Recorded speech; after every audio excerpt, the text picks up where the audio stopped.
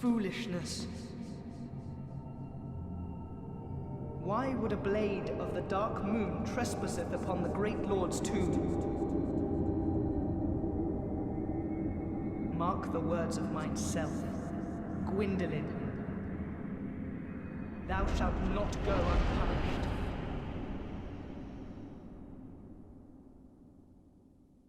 Today I'm going to start looking at a series that means a lot to me. I'm going to look at Dark Souls. I'm going to start with the original. Well, kind of. My first experience with the first Dark Souls was actually the remaster that came out a couple years ago. While there is a bit of controversy surrounding how the remaster was handled, most people agree if you haven't played Dark Souls and own a PS4 or don't already own Dark Souls on the computer that it's a fine way to experience the game. This will probably be the longest video of the 4 games because there is a lot to cover in one that I won't have to cover in the other games and I can focus on what changed. I hope you enjoy. It's kinda difficult to find sales numbers on games. To my surprise, you can't just Google search how many copies did a game sell and find some sort of counter that tracks the numbers. What I was able to find is that as of 2015, Demon's Souls sold 1.7 million copies, and as of May 2020, the Dark Souls series, which includes Dark Souls, Dark Souls 2, Dark Souls 3, and Dark Souls Remastered, have sold over 27 million copies. With numbers like that, it's clear to me that Dark Souls successfully built on what was started with Demon's Souls. Also, because Dark Souls was released on both PS3, Xbox 360, and eventually on PC, more people had access to it. With more access means more players. With more players means more word of mouth about this rather unique game. And Dark Souls 1 was unique, especially in 2011. 2011 was generally a year of sequels, but the new IPs of that year stand out well, and Dark Souls was one of them. It wasn't just the fact that Dark Souls is a pretty solid action RPG either. Something about the experience of playing it took the internet by storm. See, Dark Souls quickly developed a reputation for being brutally challenging and unforgiving. There's really no way to change the difficulty as far as in-game settings go. The tutorial gives the player basic information needed on how the controls work, and other than an opening cinematic that provides a little bit of lore and sets up the opening level, the game leaves everything else up to the player to figure it out. This is all great for creating buzz around a difficult game. If a player gets stuck or can't get past an obstacle, there's no clear in-game way to make it easier. I think the, figure it out attitude forced gamers to go online and talk about this game. Whether it be to strategize, share their own achievements or failures, or even just have a big old struggle session. Gamers talked about Dark Souls. 9 years later, we can't stop talking about Dark Souls. Tell me if you've heard this one before. Oh wow, this game is difficult. It's like the Dark Souls of the genre. Or, here's another action-adventure Souls-like game. For better or worse, Dark Souls changed gaming culture. If a critic, journalist, or just your average gamer has to describe a game that's difficult or may not be as accessible to a wide audience, they say it's kinda like Dark Souls. What made people stick around though? Losing and being bad at a game typically leads to people putting it down and moving on.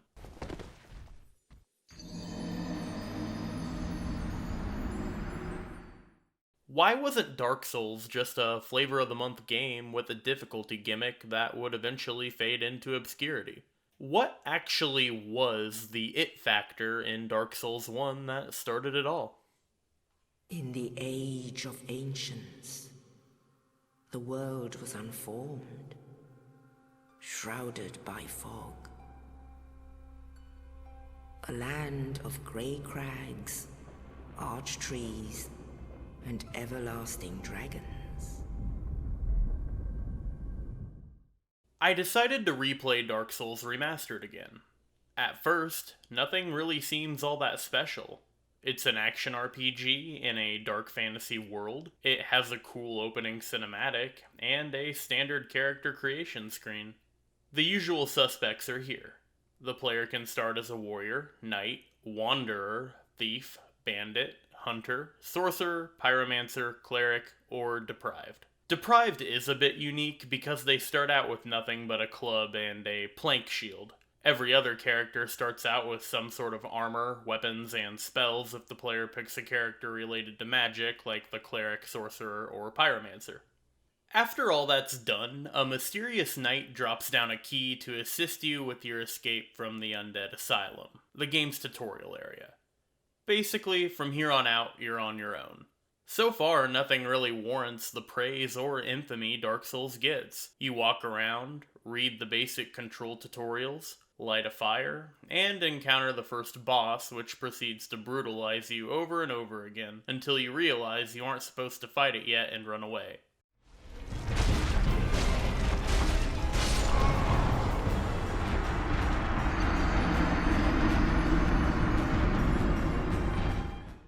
Now that is a bit interesting. If you're unfamiliar with Demon Souls, and Dark Souls is your first experience, this boss encounter would definitely be memorable.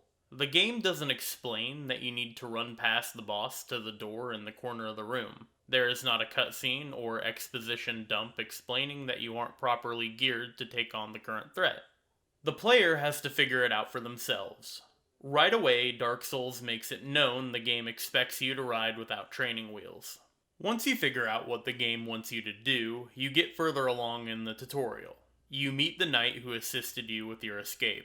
He tells the player they may be able to finish his mission, gives you some information about a bell you need to ring, and dies.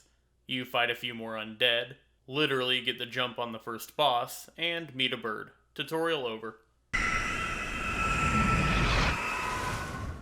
Let's talk about the gameplay mechanics. The player character has a health bar and a stamina bar. Health is pretty self-explanatory. When the health bar runs out, you die. The game gives you an Estus Flask, which acts as the primary healing item of the game. The Estus Flask is a regenerating healing item that gives the player a limited number of restores per bonfire. Bonfires act as checkpoints. Every time you rest at a bonfire, the enemies of the world respawn and reset. Healing in Dark Souls is strategic. If you have 5 charges of Estus Flask, ideally those charges need to last until you reach the next bonfire. If you run out of healing but have no idea where the next bonfire is, or if you do know but don't think you'll be able to make it to the next one without dying, you have a choice on whether or not to risk it and push forward, or backtrack to the previous bonfire and try again with freshly respawned enemies. The stamina bar determines how many actions you can make. Dodging, swinging a weapon, blocking an attack, and sprinting all use up stamina. Once stamina is used, it will take a couple of seconds to charge back up. But, in those few seconds, if you have no stamina, you're vulnerable. Managing stamina is the key to success in Dark Souls combat. If you're fighting 2 hollow soldiers, you could swing your sword 5 times in a row to eliminate one of the threats, but then you're out of stamina and that leaves you open to attack by the second hollow. Alternatively, in this situation, you could swing your sword 3 or 4 times and roll away, creating distance between you and the 2 undead. Let your stamina recharge, and go back in for the kill. After spending over 1,000 hours playing Souls titles, what kills me the most is running out of stamina in the worst possible moment. Most of the time when that happens, it's my fault because I went into panic mode and dodged too many times, or I just had to get in that last hit when I should have been playing more conservatively. Learning how to manage stamina will most likely make fights easier. With easier fights, you'll take less damage. And when you take less damage, your healing resources go further, which ultimately ends up with you progressing further in the game. Dark Souls is solely responsible for me describing combat as either having a weight to it or not. When the player attacks with a weapon, casts a spell, or dodge an attack, they are fully committed to the action. Dark Souls does not give the player an option to cancel out of an action. Each weapon type, and sometimes even individual weapons in that weapon type, have different movesets. Bigger weapons are typically slower and use more stamina per swing, but have a larger hit radius, do more damage, and have a greater chance at stunning enemies. Smaller weapons usually use less stamina and attack quickly, but do less damage and provide fewer opportunities to stun. Because each weapon attacks at a different speed, when you attack you're committed to that attack, and every attack you make uses a portion of your stamina, each moment in combat starts to feel important. It starts to feel heavy. it starts to have that weight to it. Once you get a grasp on the combat, it starts to have a nice flow where you're switching between offense, defense, and evasive maneuvers. Whether it be weapons or spells, Dark Souls has dozens of options on how you approach combat. However, not every option will be available to each player. This is where the RPG elements come in. Each time you kill something, you get souls. Souls are the currency of Dark Souls. You will use souls to level up your character, upgrade your gear, and purchase items. Each weapon and spell has a stat requirement that must be met to use it. You meet these requirements by leveling up those stats that correspond with whatever you're trying to make your character use. Let's say you want to cast spells, but also use a quick sword as a backup when foes get too close. You would level up intelligence to use spells and maybe put a few points into dexterity so you can use that sword a bit more effectively. What about if you just want to wear heavy armor and swing a giant axe around? You may put points into vigor, strength, and endurance so you can wear the armor, swing the axe, and take more hits. These are two pretty basic examples of what you can do. Character builds get pretty in-depth, focusing on certain weapons, spells, rings, and armor sets that maximize efficiency, but it certainly isn't required. The player is free to forego min-maxing to make their own personalized chosen undead.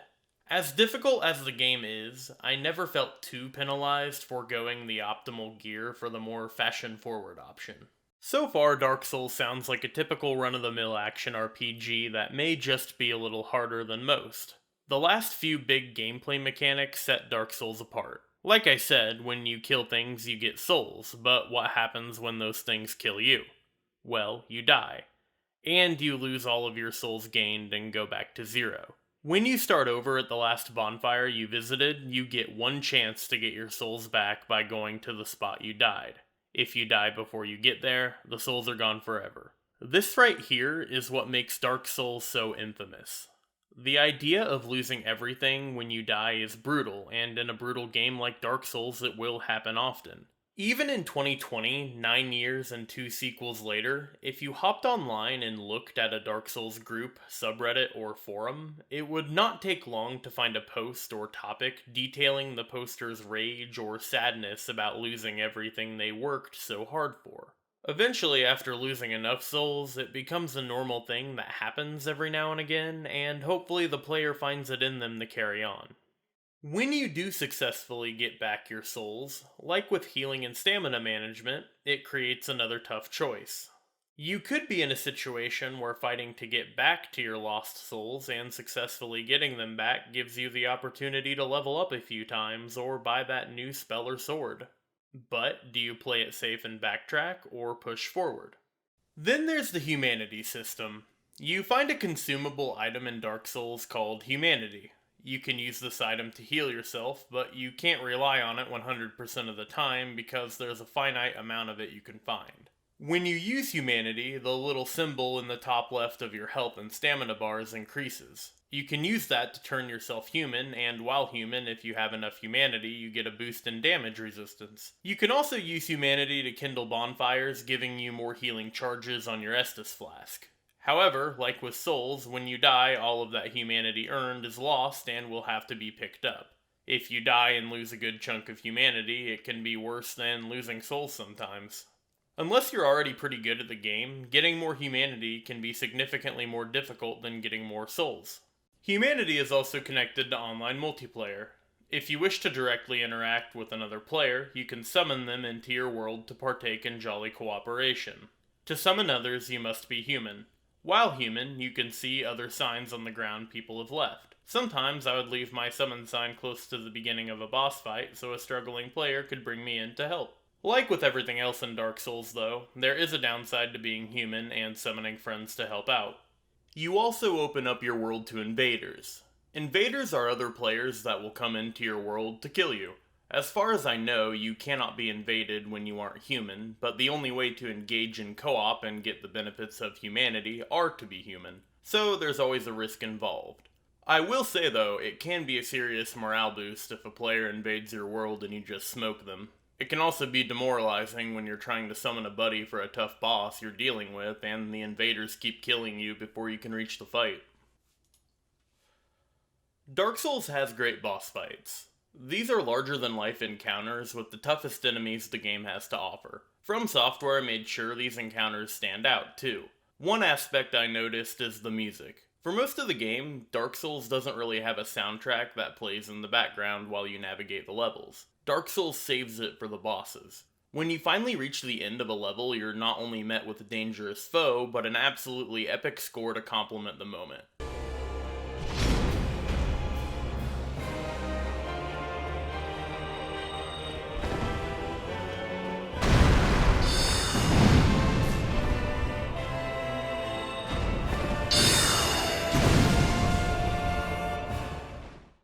Each one will test the player's skills, and when you finally win, it really does feel earned. I know this phrase has been memed to death by now, but the boss fights really do give the player a sense of accomplishment. When I asked people in various Souls community why they love Dark Souls so much, many people said it was in fact because of these boss fights. All of these gameplay elements are part of why Dark Souls works, and why I and others love these games. Everything works together. The difficulty of the game, combined with healing and stamina management, creates tension for the player in each combat encounter. One wrong move can lead to a quick death. This keeps players engaged with the game at all times, which can prevent boredom. With a variety of weapons, spells, and builds at the player's disposal, Dark Souls gives players choices on how they progress. This encourages experimentation and multiple playthroughs which feel unique. Multiplayer elements encourage further build experimentation and adds even more replayability. This was and still is a winning formula for Dark Souls. This is what keeps players playing years after release. As great as the gameplay is, I believe this is only one half of why Dark Souls made the impact it did. The level design, lore, and environmental storytelling are why these games are so special to me, and I don't think I'm alone with this feeling. At some point, the player gets used to the difficulty. They start to get a grasp of the core mechanics, and everything starts to click. I had an acquaintance of mine mention they started playing Dark Souls Remastered. Well, I got pretty excited and began asking questions. How far have you progressed? What kind of character are you playing? Favorite boss so far? Etc. He told me he was playing as a cleric and was using a mace, and he had just beat the Capra Demon. As we talked, I asked what he thought of the world and the story, and he straight up told me he hadn't really thought about it and didn't really know what was going on. A few weeks go by, and that same person came up to me again, and starts talking about how he's enjoying the game more after taking in the environments and paying attention to everything else the game has to offer. I think at the time of writing, he's now in the middle of Dark Souls 3. He must have liked what he saw. Just about everything in Dark Souls is deliberate. From the level design, enemy placement, and item placement, everything is where it should be and has a reason for being there. If you find a unique weapon or piece of armor somewhere in the world, you can open up your inventory and look at the item description. It will not only tell you about what the weapon is, but most of the time it will also give you some information on where you found it and its significance to the world of Dark Souls. Like with the combat building up tension, the environments do the same. Lordran is a hostile place, and everything about Lordran is mysterious. Not only are you setting out on your own quest, but while playing, you're finding out more about the world. There is never going to be a moment where the game stops, a cutscene starts, and explains what's going on to the player. Here's an example of what I'm talking about. So, after either avoiding or fighting a giant red wyvern on a bridge, you arrive at the Undead Parish, an early location in the game. In this area, you encounter these Hollow Knights that seem to be far more skilled than any other humanoid soldier you've encountered so far. If you're lucky, or really want the armor and weapons, you can kill these soldiers until they drop their swords, shield, and armor set. What you learn from the descriptions on those items is that these extra skilled Hollow soldiers are actually knights from the Kingdom of Baldur. Baldur was the homeland of the Night King Rendil, but it came to ruin after a great many undead were spawned. It's some fun little flavor text that adds some character to enemies and is good for world building. Later on in the game, you have to get through another location, Sin's Fortress. While exploring the fortress, you find the Ring of Steel Protection. If you take a look at the ring, our good friend Rendil pops up again. Of the many legends surrounding the Night King Rendil, one of the more well-known speaks of his standing down a giant drake and slashing it to pieces. Now, This is kind of awesome if you think about it. The way to the Undead Parish, where you first encounter the Baldur Knights, is guarded by a giant red wyvern. The Undead Parish happens to be right next to Sin's Fortress, where you find the ring belonging to Night King Rendel. The last thing we can really figure out about Rendel is at the top of Sin's Fortress. We meet a merchant in one of the towers. If you talk to him long enough, he'll say this. Let me give you a nibble of advice. Don't even consider visiting Anor Londo. Not in your state. For a century they've tried and failed. The Night King Rendel, Black Iron Tarkus, and even Logan himself. He won't stand a chance, he'll be eaten alive. But go along if you wish, if only to deepen your despair.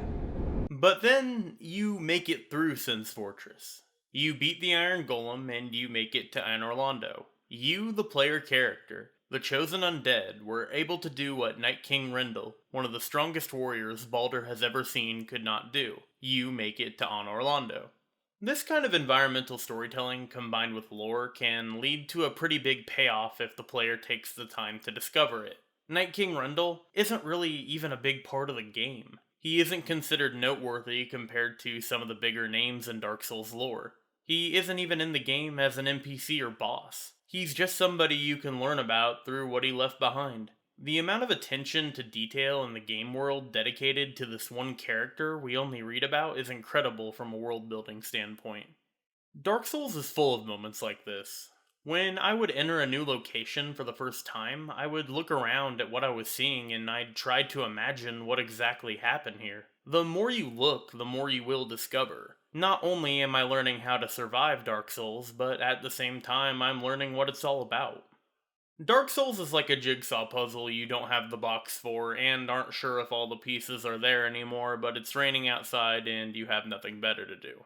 Because of this, just like with combat, boss fights, and character builds, people also tend to show up in online Dark Souls communities to discuss lore and characters and what it all means.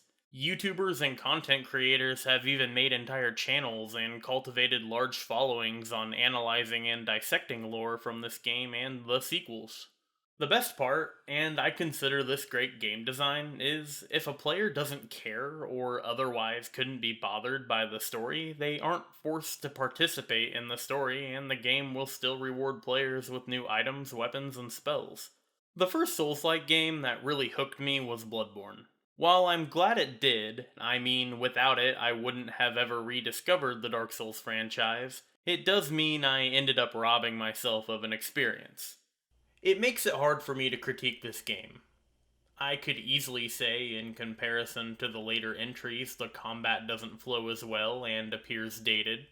Well, obviously, Dark Souls is now 9 years old and almost 2 console generations ago. To pick apart Dark Souls for not playing as well as Dark Souls 3 would be in bad faith. Dark Souls also makes up for its at times janky combat with a ton of charm and top-tier level design. The kinda linear, kinda open world design led to these interconnected levels. Just like with the combat and the environmental storytelling, the structure of the levels themselves always seem to have secrets. I will never know 100% how people felt picking up Dark Souls for the first time in 2011. I wasn't there for the beginning of it all. After playing it a couple times now, though, I see why people fell in love with it. Players came for the difficulty, the challenge. That challenge may have even attracted people who would look at an RPG in a dark fantasy setting and be turned off. It's human nature. If you say something's hard or impossible enough, people are gonna respond with, okay, bet. What people stayed for, though, was much greater than any difficult part in the game. They stayed for engaging combat, they stayed for multiplayer, they stayed for replayability. They stayed to discover the secrets of Lordran and the world of Dark Souls. They also stayed for the community. The Dark Souls community, fandom, or whatever you want to call it, is kind of odd. Even though Dark Souls has 2 sequels and a spin-off, you can still find tons of engagement with each game. It's fairly easy to find somebody wanting to co-op, and you can always find somebody willing to duel you. I find it all kinda nice. Dark Souls did what Demon Souls couldn't.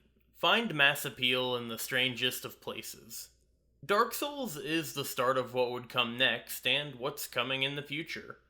Without Dark Souls, we would not be getting hyped about the remake of Demon Souls on the PS5. Demon Souls laid the groundwork for Dark Souls, and Dark Souls laid a foundation for a winning formula. After the success and buzz surrounding Dark Souls, it's not surprising a sequel would happen. In my next video in this series, we'll look at Dark Souls 2. Surely this game would build on what worked in 1, and there's absolutely no way this game would be controversial or divisive. Thanks for watching.